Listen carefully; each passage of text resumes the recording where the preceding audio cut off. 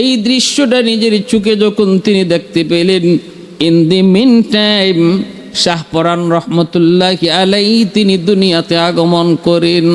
সুলতানুল আজকার উপস্থিত যারা ছিলেন তারা বলতেছেন, একজন দুইজন নয়, অসংখ্য নারীরা বলেন আমরা দেখেছি শাহপরান যখন দুনিয়াতে আসে তখনই তার মুখে জিকির জিকির ছিল, আমার আল্লাহ নামের জিকির ছিল।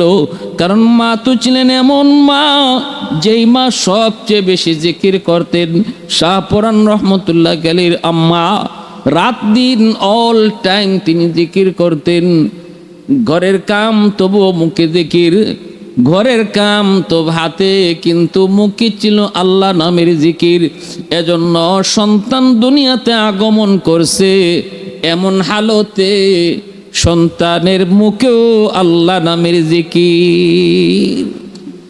বেমুরব্বে কায়তোয়ান দে তিফলে দানিশওয়ার সুদন, বেমুরব্বি কায়তোয়ান দে তিফলে দানিশওয়ার সুদন, কাতরারা ইমকানা বাশুদ বেসদফ গৌহর সুদন, রোজাহা বায়ত কশিদন ইন্তজারে বেশুমার, তাকে dur জৌফে সদফ বারা শওদ দুর্রে আদন, হফতা হবায়ত কে তায়ক মুশতে পুশ আজ পুশতে মেশ, শাহেদেরা হুল্লা গরদদ ইয়া শহীদেরা কাফন, মাহো হবায়ত কে তায়ক নুতফায় আজ পুশতে রেহেম, সফদরে খিজত বো মেদা ইয়া আরুস अंजुमन, दौर हबायत के तायक मर्द साहेब दिल शवाद, बायजीद अंदर खुरासा या उवैस अंदर करन। अल्लाहु अकबर। माज़ूद हाजिरीन, শাহজালাল শাহপরান মামা ভাগনা, শাহজালাল রহমতুল্লাহি আলাইহি মামা, শাহপরান রহমতুল্লাহি আলাইহি ভাগনা। শাহপরান রহমতুল্লাহি আলাইহির মা তৎকালীন সময়ের বহুত বড় আল্লাহ ওয়ালি নেককার দিনদার মহিলা ছিলেন। শাহজালাল রহমতুল্লাহি আলাইহি ইনিও নেককার দিনদার। এই দুই ভাই বোনের ভিতরে আমলের প্রতিযোগিতা হইত। শাহপরান রহমতুল্লাহি আলাইহির মা আর শাহজালাল রহমতুল্লাহি আলাইহি তারা তো দুইজন আপন ভাই বোন, তাদের মধ্যে আমলের প্রতিযোগিতা হইত, প্রতিযোগিতা। সুবহানাল্লাহ। আমরা প্রতিযোগিতা করি দুনিয়া লইয়া, আমাদের প্রতিযোগিতা হয় দুনিয়া লইয়া, গাড়ি লইয়া, বাড়ি লইয়া, কিন্তু আল্লাহওয়ালাদের মাঝে প্রতিযোগিতা হইতো আমলের প্রতিযোগিতা। ভাই বোনের মধ্যে প্রতিযোগিতা হইছে কে কয় রাকাত বেশি নফল নামাজ পড়তে পারে, কে কয় পারা কোরআন তেলাওয়াত করতে পারে, সেই প্রতিযোগিতা হইছে তাদের ভাই বোনের মধ্যে। আর জগৎ বিখ্যাত আল্লাহর ওলি হয়ে গেছে, দুনিয়া তাদেরকে চিনে, দুনিয়া তাদেরকে সম্মান করে। আহা মুসলমান, আর আমাদের হালত কোথায়? বাইরে বন্ধুরা জন্য বলতেছিলাম, দুনিয়াতে আগমন করলেন, বাবার পাশে বসা, বয়স 6 বৎসর। তখনকার সময় একটি ঘটনা, একজন লোক দৌড়ে এসে বলতেছে শাহপরান রহমতুল্লাহি আলাইহির আব্বাকে, হুজুর আমার একটা মাত্র ছেলেটা হারিয়ে গেছে, ছেলেটা পাই না, একটা মাত্রই ছেলে, মা পাগল পাগল, কিছুই খায় না, ছেলেকে হারায় মা একদম পাগলের মতো। একটু দোয়া করেন, একটু দোয়া করেন ছেলেটাকে যেন আল্লাহ ফিরিয়ে দেয়। শাহপরান রহমতুল্লাহি আলাইহির বয়স তখন 5 থেকে 6 বৎসর, জীবনের ভিতরে এসেছে। তিনি ওই সময় ওই লোকটারে বলতেছেন, যান আপনি বাড়িতে যান, যা সন্তানের জন্য খাবার রেডি করেন, রেডি করা শেষ করতে করতে আপনার সন্তান হাজির হয়ে যাবে ইনশাআল্লাহ। বাবা অবাক হয়ে গেলেন, বাবা শাহপরান, এ বাবা এটা কেমন করে সম্ভব? তুমি এটা কেমন করে বললা? কেমন করে তুমি জেনেছো? কেমন করে তুমি মেন্টের জেনেছো? সাথে সাথে তিনি বাবাকে বলতেছেন, বাবা গো ও বাবা, আল্লাহ পাক রব্বুল আলামিন গায়েবের খবর আল্লাহ জানেন, কিন্তু আল্লাহ পাক রব্বুল আলামিন চাইলে তার কিছু কিছু বান্দাকে আল্লাহ তার কিছু ইলম দান করে। পবিত্র কোরআনের সূরাতুল কাহফের মধ্যে আল্লাহ পাক রব্বুল আলামিন মূসা আলাইহিস সালাম এবং খিজির আলাইহিস সালামের ঘটনার ভিতরে আল্লাহ পাক সেটা উল্লেখ করেছেন। আল্লাহ পাক সেটা বলেছেন, মূসা আলাইহিস সালাম বলেছেন, মালিক, ও মালিক, এই জমানায় আমার চেয়েও বড় জ্ঞানী কেউ আছে নাকি? আল্লাহ বললেন, মূসা রে, তা সফরে বের হও, তোমার চেয়েও জ্ঞানী তুমি পেয়ে যাইবা। মূসা আলাইহিস সালাম কিন্তু সফরে বের হয়েছেন, পেয়ে গেছেন তিনি কে? হযরতে খিজির আলাইহিস সালাম। ওই খিজির আলাইহিস সালামের সঙ্গে সাক্ষাৎ হওয়ার পর তিনি দেখেছেন মূসা নবী যা জানেন না, খিজির আলাইহিস সালাম তা জানেন। তাও সেটা কেমন জ্ঞান? কয় আল্লাহর জ্ঞান। কেমন জ্ঞান? কয় গায়েবের জ্ঞান। কেমনে সেটা পারলেন? কয় আল্লাহ জানাইছেন। আল্লাহ জানাইলে সেটা আর গায়েব জানা হয় না। আল্লাহ না জানাইলেও যদি কেউ অদেখা খবর, অজানা খবর কইতে পারে, এর নাম হয় গায়েব জানা। নিজের থেকে কেউ যদি অজানা অদেখা কথা, অজানা অদেখা খবর কইতে পারে, তারে কয়ে গায়েব জানা, তারে কয়ে গায়েব জানা। এর দ্বারা আল্লাহর সাথে শরীক হয়। কিন্তু যদি আল্লাহ নিজে কাউকে গায়েবের খবর জানায়, তখন আর সেটা নিজে থেকে গায়েব জানা হয় না, তারে আলিমুল গায়েব বলা যায় না। ভাইরা বন্ধুরা, আমার নবী, রহমতের নবীকে আল্লাহ পাক মাঝে মাঝে গায়েবের কথা আল্লাহ জানাইছেন।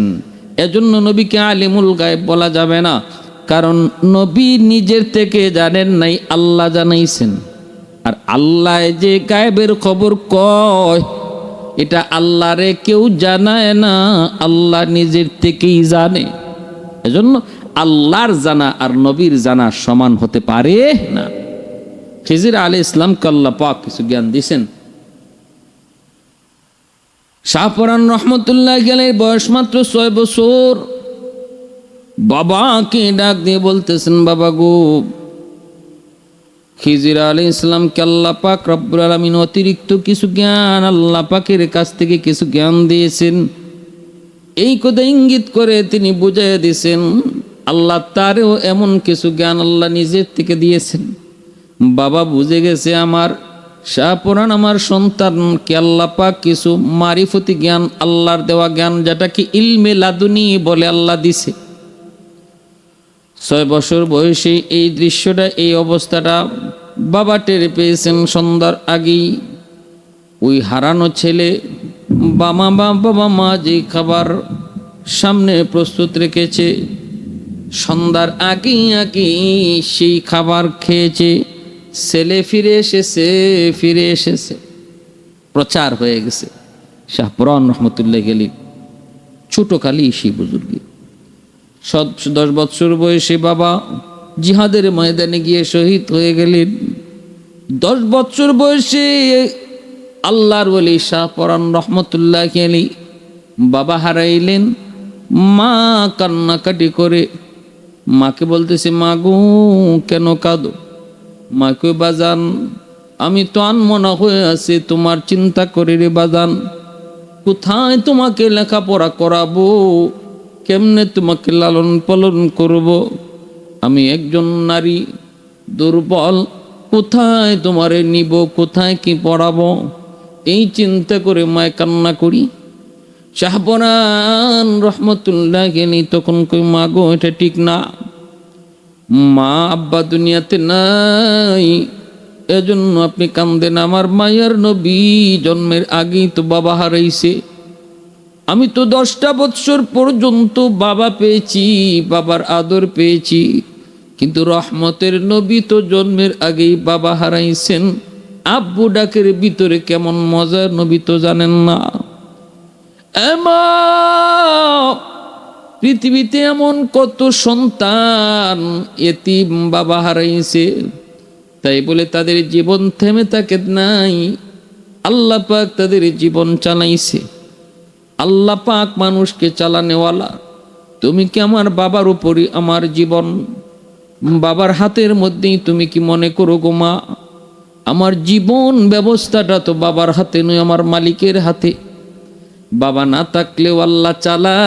মা বড় দিনদার, বড় আল্লাহওয়ালি, বাবাও বড় দিনদার, বড় আল্লাহওয়ালা। পৃথিবীতে যত মনীষী জন্ম নিয়েছেন, সমস্ত মনীষী হওয়ার পিছনে মায়ের অবদান সবচেয়ে বেশি ছিল। মা ছিলেন দিনদার, মা ছিলেন নেককার, মা ছিলেন আল্লাহওয়ালি। কারণ মা হলো পাত্র যেমন হয় জিনিসও তেমন হয়। পাত্র যদি ভালো হয় জিনিসও ভালো হয়, পাত্র যদি খারাপ হয় জিনিসও খারাপ হয়ে যায়, খারাপটা জিনিসের উপরও আসর করে। এজন্য মা হলো পাত্র। মার কাছে ভালো মা যদি হয়, সন্তান ভালো হয়। এই জমিনে যত আল্লাহর ওয়ালি, এই জমিনে যত আল্লাহর ওয়ালি অতিবাহিত হয়েছেন, এখনো আছেন রে যুবক, প্রতি আল্লাহর ওয়ালি হওয়ার পিছনে সবচেয়ে বড় অবদান খুঁজে পাওয়া যাবে মার। শাহজালাল মজরুদিয়ামনি, শাহপরান রহমতুল্লাহ গেলে, বড় পীর আব্দুল কাদের জিলানী, বড় পীর আব্দুল কাদের জিলানী, খাজা মঈনুদ্দিন চিশতি, যত নাম তুমি জানতে চাও, যত নাম তুমি বুঝতে চাও, প্রতি ওলি আল্লাহদের জীবনী তালাশ করে দেখো। বড় পীর আব্দুল কাদের জিলানী বড় পীর হয়েছেন মার দিনদারির কারণে, মার দিনদারির কারণে, মার তাকওয়া পরহেজগারির কারণে। খাজা মঈনুদ্দিন চিশতি হয়েছেন মার দিনদারির কারণে, মার নেককারের কারণে। মায় বলেছিল, বাবা মঈনুদ্দিন, এক দেখায় 90,000 হিন্দু কালেমা পড়ে মুসলমান হয়েছে। এটা তোমার কোনো ক্রেডিট নয়, এটা আমি মায়ের ক্রেডিট। কারণ আমি মা কোনো দিন তোমাকে ওযু সারা দুধ পান করাই নাই। সুবহানাল্লাহ, আল্লাহু আকবার। ঠিক তেমনি ভাবে শাহপরান রহমতুল্লাহি আলাইহি মায়ের গর্ভে আসলেন। মা বলতেছেন, আমার শাহপরান যখন আমার গর্ভে আসলো গো, গর্ভে আসার পরপরই আমি শেষ রাতে তাহাজ্জুদের নামাজ পড়ে জিকির আজকার করে যখন একটু ঘুমাইলাম, ঘুমের করে স্বপ্নে দেখি আকাশে একটা উজ্জ্বল তারকা, এত আলো এত আলো, ওই তারার আলোটা আমার ঘর ভেদ করে আমার উপরে এসে পড়ছে। যেন চাঁদের আলোর চেয়েও এই তারার আলোটা অনেক বেশি, এত ঝলমল এত ঝলমল। আমি ওই তারার আলোতে যেন আমি তার মুগ্ধ হয়ে গেছি। ওই অবস্থায় আমি তাকায় রইলাম। হঠাৎ করে দেখতে পেলাম একজন আল্লাহওয়ালা, একজন বহুত বড় বুজুর্গ, একজন বহুত বড় দরবেশ। ইনি আমাকে বলতেছেন, মা গো, তুমি কি তারাটা চাওনি? আমি বললাম, চাইলেই তো হবে না, চাইলেই তো সব পাওয়া যায় না। ইনি বললেন, তুমি যদি চাও আমি ব্যবস্থা করব। ইনি বললেন, কে না চায়? হ্যাঁ, আমি এই তারকাটা চাই। এই কথা বলা মাত্রই ওই আল্লাহর ওয়ালি দরবেশ আঙ্গুল দিয়া আকাশের ওই তারাটাকে ইশারা করলেন। ইশারা করা মাত্রই সাথে সাথে আকাশের ওই ঝলমলে তারকা শাহপরান রহমতুল্লাহি আলাইহির মা বলতেছেন, আমার কোলে আইসা তারকাটা বসে পড়ল। मैं तालिब मौला हूँ मेरे इश्क निराला, मैं तालिब मौला हूँ मेरे इश्क निराला, है जुमला जहाँ जिनके तजल्ली से उजाला, है जुमला जहाँ जिनके तजल्ली से उजाला, मा दरुद जगा गैर खुदाया और नदारम, जुज़ याद खुदा ही चिदिगुर कार नदारम, जुज़ याद खुदा ही चिदिगुर कार नदारम। আমার বাইরা বন্ধুরা, যুবক, এবার একটু দিলটা নরম করে কথাগুলি বুঝো। এই জমিনে আল্লাহ পাক রব্বুল আলামিন ওলি আল্লাহ যুগে যুগে জন্ম দিয়েছেন যেন আমরা আমাদের জীবনটাকে তাদের মতো করতে পারি। চোখের সামনে প্রতি সময়ে সময়ে প্রতি যুগে যুগে আল্লাহ পাক ওলি রাখছেন, তোমার সমাজও ওলি রাখছেন। তুমি তালাশ করো না, তুমি তালাশ করে বের করো না, সেটা তোমার অপরাধ। সেটা তালাশ করে বের না করা সেটা তোমার ক্ষতি, তোমার কমতি। কিন্তু আল্লাহ পাক যুগে যুগে এমন কোন যুগ আল্লাহ মানুষের সামনে দেয় নাই রে, যেই যুগে কোনো একজন ওলি নাই, যেই যুগে আল্লাহ পাকের কোনো একজন কুতুব নাই। ভাইয়েরা বন্ধুরের জন্য বলতেছিলাম, একটু শোনো।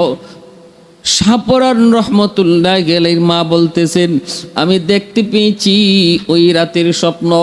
দরবেশ দেখলেন, দরবেশের কাছে বললাম, আকাশের ওই উজ্জ্বল তারকাটা আমার কাছে চলে আসলো।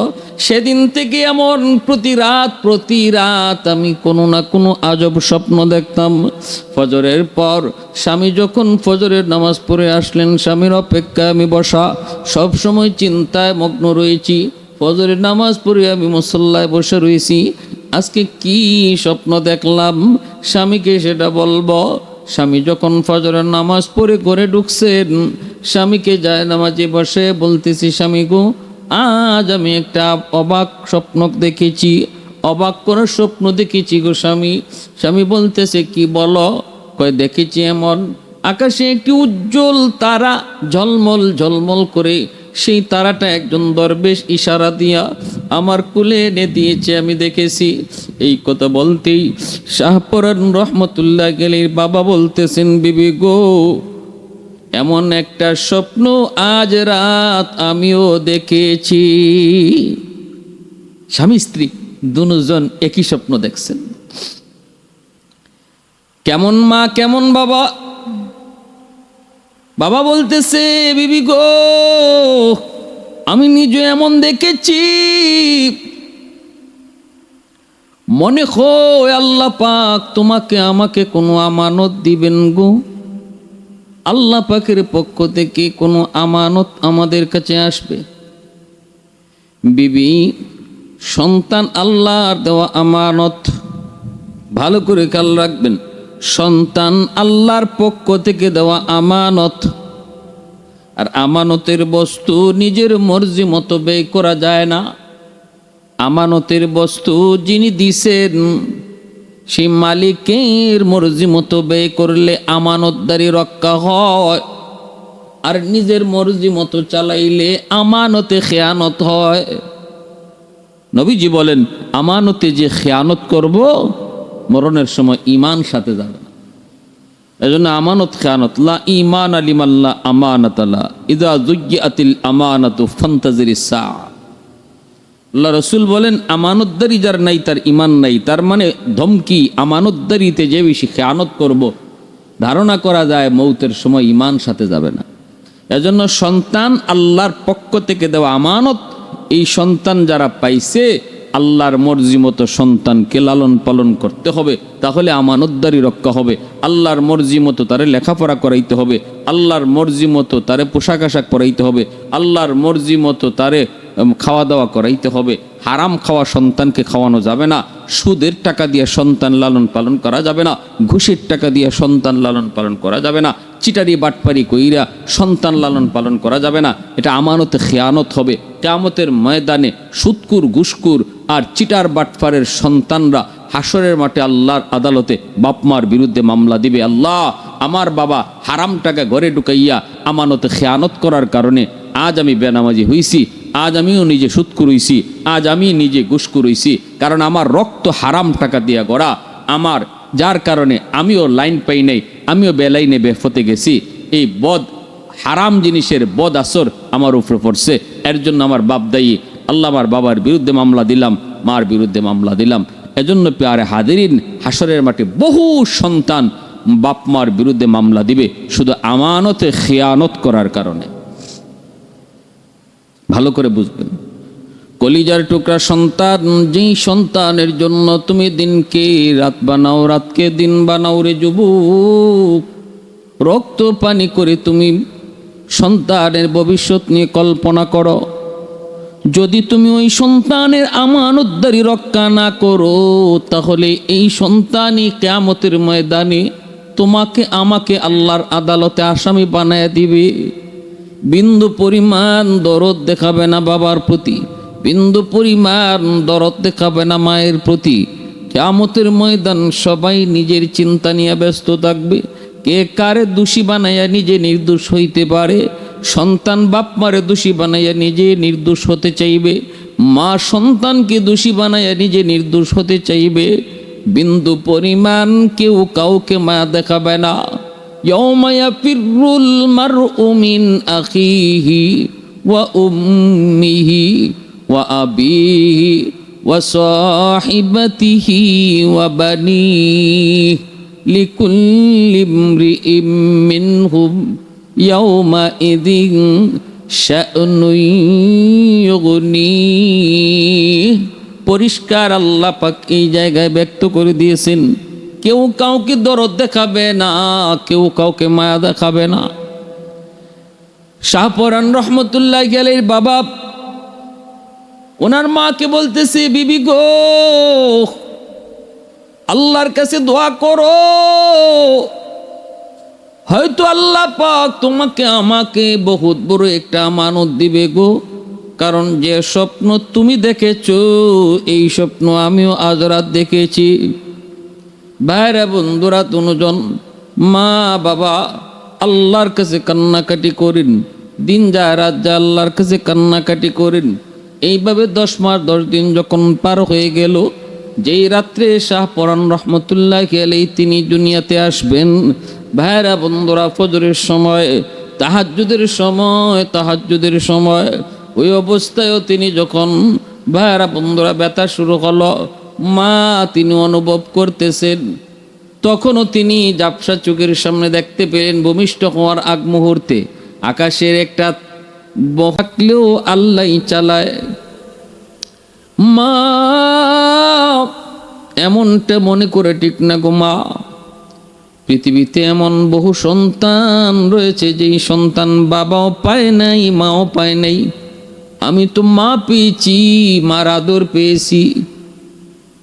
পৃথিবীতে আল্লাহ কিছু সময়ের জন্য আমাদেরকে পাঠাইছে গো মা। সময় হলে আবার যাকে মন চায় আল্লাহ পাক তুলে নিয়ে যায়। এজন্য আল্লাহ পাকের সিদ্ধান্তটাই কি চূড়ান্ত সিদ্ধান্ত হিসেবে মেনে নিতে হবে, সবর করতে হবে। সমস্ত ফয়সালা আল্লাহর। শিশুকালে মার চোখের সামনে, মার মুখের সামনে এত সুন্দর সান্ত্বনার বাণী শোনায়া মা হৃদয়টাও তিনি কেড়ে নিলেন। ভাইরা বন্ধুরা, এইভাবে শাহপরান রহমতুল্লাহ আলাইহি তার দাওয়াত, তিনি তার এলেম অর্জনের কাম শুরু করলেন। কোরআনের এলেম নূর, কোরআনের নূর, এই জ্ঞানে তিনি মগ্ন হলেন। ভাইরা বন্ধুরা, দিলের ভিতরে মারিফতের জ্ঞান লাভ করার জন্য বড় ব্যাকুল, দিলের ভিতরে বড় ব্যাকুল। বাল্য বয়স, তাহাজ্জুদের নামাজ পড়েন মসজিদের ভিতর। হঠাৎ করে তিনি আওয়াজ পেলেন মসজিদের পাশে যেন কি আওয়াজ। চতুর্দিকে ঘুরেন, কোনো আওয়াজ পান না। 3 দিন পর্যন্ত ঘুরে একদিন দেখতে পেলেন মসজিদের ভিতরে কম্বল মুড়ি দিয়ে একজন মানুষ মসজিদের এই পাশ থেকে ওই পাশে যায়। শাহপরান রহমতুল্লাহ গেলেই ডাক দিয়ে বলেন, ওগো আল্লাহর ওয়ালি, কি আপনি কেন প্রতিদিন আমাকে ডাক দিন? তখন তিনি আওয়াজ দিয়ে কয়, তুমি নিশাপুর চলে যাও, সেখানে একজন আল্লাহর ওয়ালি আছে, তার সহবতে যাও। নিশাপুরে তখন বহুত বড় একজন আল্লাহর ওয়ালি বসবাস করতেন, যার নাম হলো শাহ আমিন রহমতুল্লাহ আলাইহি। বহুত বড় একজন আল্লাহর ওয়ালি, উনি ওইখানে বসবাস করতেন নিশাপুর। যিনি ছিলেন মজজুব, মুস্তাজাবুদ দাওয়া, হাত উঠে দোয়া করলে আল্লাহ দোয়া কবুল করত। এই কথা শুনলেন নিশাপুর তার যেতে হবে। ফজরের নামাজ পড়ে একটু ঘুমাইছেন, স্বপ্নে দেখেন আরেকজনে ডাক দিয়ে কই, ও যুবক, নিশাপুর যাওয়ার নিয়ত করেছো, শোনো, নিশাপুর যে আছে সে বহুত বড় একজন কামেল আল্লাহর ওয়ালি। যাও তুমি সঠিক জায়গায় যাবা, কিন্তু মনে রাখো কখনো ওনাকে ছেড়ে আসবা না। উনি যদি তোমার সাথে গরম আচরণও করে, তোমার সাথে খারাপ আচরণও করে, তবু তুমি তার সঙ্গ ছাড়বা না। পরীক্ষা নেওয়ার জন্য, ধৈর্য পরীক্ষা নেওয়ার জন্য হয়তো তোমার সাথে খারাপ আচরণও করতে পারে। আবার এটা স্বপ্নে কে যেন এই কথাটা বইলেও দিছে। সিদ্ধান্ত ওকে ফাইনাল। ও রেডি করে তিনি রওনা হলেন, নিশাপুর গিয়া পৌঁছলেন। নিশাপুর যায় পৌঁছলেন, সারা রাত সফর করলেন। ফজরের নামাজ পড়িয়া তিনি ডানে বামে ঘোরেন। কোথায় সেই আল্লাহর ওয়ালি যার সন্ধানে তিনি এসেছেন, কই পাবেন? ঘুরেন, মরুভূমিতে দেখতে পেলেন একজন মানুষ চিথরে শুয়ে আছে। পাশে গেলেন, যায় কথা বলে অনুমান করলেন হয়তো ইনি। জিজ্ঞেস করলেন, হ্যাঁ, তিনি বুঝে গেলেন ইনি হয়তো সে আল্লাহর ওয়ালি, ইনি হয়তো সে আল্লাহর ওয়ালি। তিনি কথা বললেন, তিনিও বললেন, কেমনে বলছেন? এই শাহ আমিন রহমতুল্লাহ আলাইহি ইনি ইনার গুহার মধ্যে মুরিদানদের কাছে একদিন উল্লেখ করতেছেন, বয়ান করেন মুরিদানদের কাছে, আর বলতেছেন ওই পাগলটা আসে না কেন, পাগলটা হতবাগাটা আসে না কেন? তখন মুরিদানরা বলছিল, হজরত কাকে বলতেছেন? শাহ আমিন রহমতুল্লাহ আলাইহি বলতেছে, আরে এত কিছু তোমাদের বুঝতে হবে না, এত কিছু তোমাদের জানতে হবে না, এত কিছু তোমাদের জানতে হবে না। তো যেদিন শাহপরান রহমতুল্লাহ আলাইহি ওনার খুঁজে আসতেছেন, ইনি গুহা থেকে বের হইয়া ওনাকে আগে আনতে গেছেন। রাস্তায় দেখা হয়েছে, পরিচয় হয়েছে, কিন্তু সাথে আনতে দেন না। উনি কথা না বইলে কিছু কথা পরিচয় দিয়েই উনি শাহপরান রহমতুল্লাহকে ফালাইয়া চলে আসতেছেন। কিন্তু আল্লাহর ওলি তিনি তো ওনাকে সঙ্গ সারেন না। পিছনে তাকে যখন দেখছেন যে শাহপরান পিছনে আসতেছে, পাশে যাইয়া এমন জোরে একটা ঘুষি মারছেন, একটা ঘুষি দিতেই উনি মাটিতে চিত হয়ে পড়ে গেছেন। কিন্তু শাহপরান রহমতুল্লাহ আলাইহি বিন্দু পরিমাণ তিনি গুসা করেন নাই, রাগ করেন নাই। মাটি থেকে উইটা আবারও মুর্শিদের পিছনে পিছনে হাঁটতে লাগলেন। শামিন রহমতুল্লাহ আলাইহি তিনি আবার পিছনে তাকায় দেখেন যুবক ওনার পিছ ছাড়ে না। আবার গুসা করে কাছে এসে এমন জোরে লাথি মারলেন, প্রায় 3 হাত 4 হাত দূরে লাথি মাইরা ফালাইয়া দিছেন। এত জোরে লাথি, এত জোরে আঘাত, শাহপরান রহমতুল্লাহ আলাইহি মাটিতে পড়ে এমন ব্যথা পাইছেন, উঠতে পারেন না। তখন শাহ আমিন রহমতুল্লাহ আলাইহি যাই আস্তে করে আবার মায়া করে টান দিয়ে বুকে জড়ায় নিছেন, দোলাবালি করে আদর করে পুষতেছেন। আর হাতের মধ্যে একটা পানির জগ ছিল, পানিটা পান করাইছেন। ব্যথা শরীর থেকে চলে গেল, মায়া করে গুহার ভিতরে ঢুকাইছেন। দেখেন অনেকগুলি মানুষ, এখানেই হলো ওনার কামরা, খাস কামরা। ওখানে যাওয়ার পর শাহপরান রহমতুল্লাহ আলাইহি তিনি বুঝতে পারলেন এতক্ষণ পর্যন্ত যেই মানুষটা তার সাথে কঠিন আচরণ করেছে সে মূলত কঠিন আচরণের লোক নয়, বড় নরম নরম দিলের লোক। তাহলে কঠিন আচরণটা হয়েছে তাকে পরীক্ষা করার জন্য। আর কাছে আইনা চোখের মধ্যে আঙ্গুলটা টিপ দিয়ে এইভাবে ধরলেন, চোখটা মুছলেন।